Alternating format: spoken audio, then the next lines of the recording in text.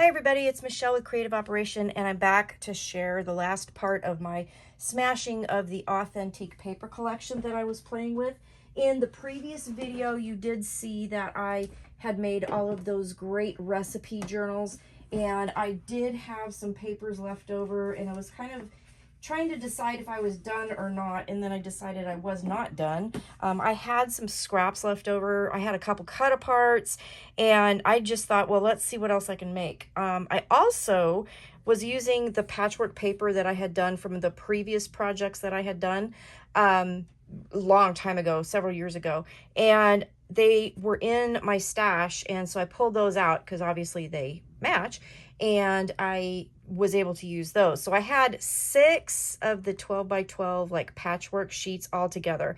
So I used some of them to finish the recipe journals, but then I used the rest to kind of cover this box. So this is just a real simple box that I created. It is 6 1/4 wide, it is 3 inches deep, and it's 3.5 inches tall.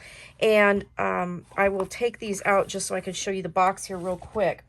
I did cover it inside and out, and I did use the patchwork paper that I had left over. So it's very eclectic, but I absolutely love it. And it just turned out really, really cute. So these 2 cut aparts, I really wanted to use the favorite recipes banner and then the recipes banner. So I used that. And then on the sides, what I did was I used the blue side from this piece because it was 12 inches long. I used it on the side and then used the red and matted it with that blue. I thought that kind of turned out really pretty, so I didn't even waste those 12 by 12 pieces. But turned out fun, turned out cute. Let me show you real quick. I'm not going to do a tutorial, but I did draw some notes. So this fits 6 by 6 cards, so recipe cards. Again, it's 3.5 inches tall, it's 6 1/4 inches wide, and it's 3 inches deep. So it'll hold a ton. And what I did, let me show you this. So I cut 3 pieces of paper. So I did one piece here for the center that I cut at 11 by 6 1/4. And what I did was I scored it at 1/2 inch on each end, and I folded those edges over just to reinforce the top here. So I just folded that 1/2 inch over and then glued it and then put the pattern paper over it from the inside. And it just really reinforces the edge and gives a nice smooth finish.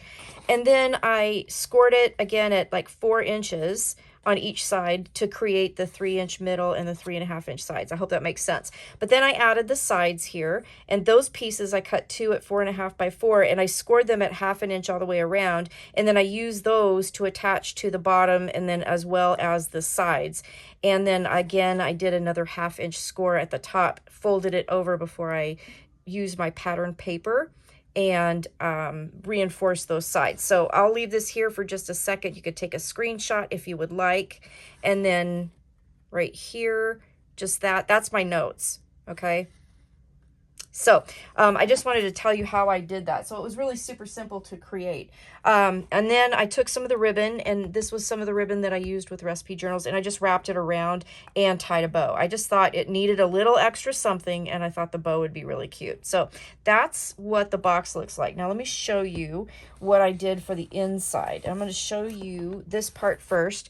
So I had a couple cut aparts left over that I wasn't sure what to do with. I also had some stickers left over, so I used quite a bit of those. So with the little cut aparts here, I just created a simple little booklet so that you could put some photos in here. So it can be a memory recipe box as well. Okay, so just some extra of the black cardstock that I used.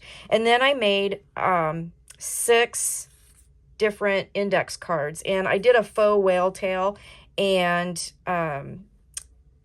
created that because I don't have a whale tail punch. I wish I did.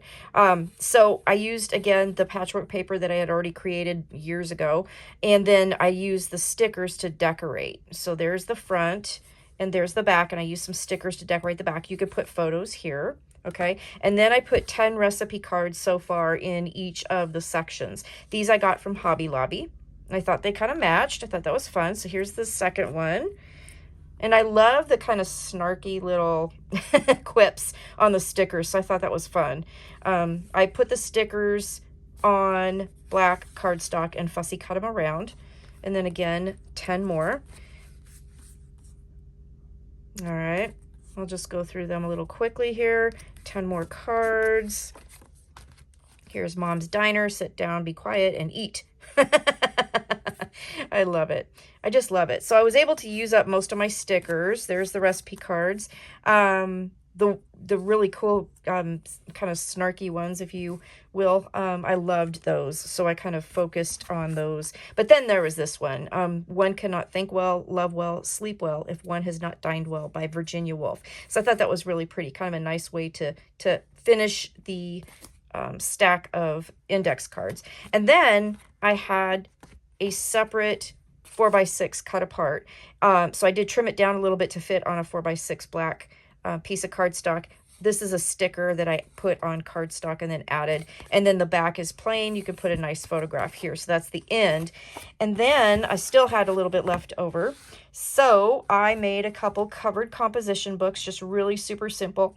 I might go and add maybe some ribbon or something and tie a little bow up here, just thread it through. But that's what I did with that. And that's pretty much, I was getting down to the end. And then I decided that because I put notebooks in here, I did make a beaded pen. So I had run out of my red beads. So I did go to Hobby Lobby and found some more beads and was able to make kind of a red and pink pen that I thought would match the project. So then all of these just go right inside of the album here. And I really, really like how this turned out. And you can see there's still a ton of room. There's 60 recipe cards in here right now. You still have a ton of room. So wouldn't this be fun to get your favorite recipes in, or maybe pass this around at a family dinner like Thanksgiving or whatever, have everybody add their recipes to it. I just thought that was really kind of a cool idea. And I know a lot of people are like online recipe people. I mean, I have a lot of online recipes that I've gotten from Pinterest and stuff like that, and you just, you know, print them out. But there's something about a handwritten recipe card that I absolutely love. So I really enjoyed this project. So then I just wanted to show you, so this is the cover paper that came with the collection. This is all that I have left of the actual paper collection. So I did smash it pretty good. I had a couple little cut aparts here. This was part of a cut apart.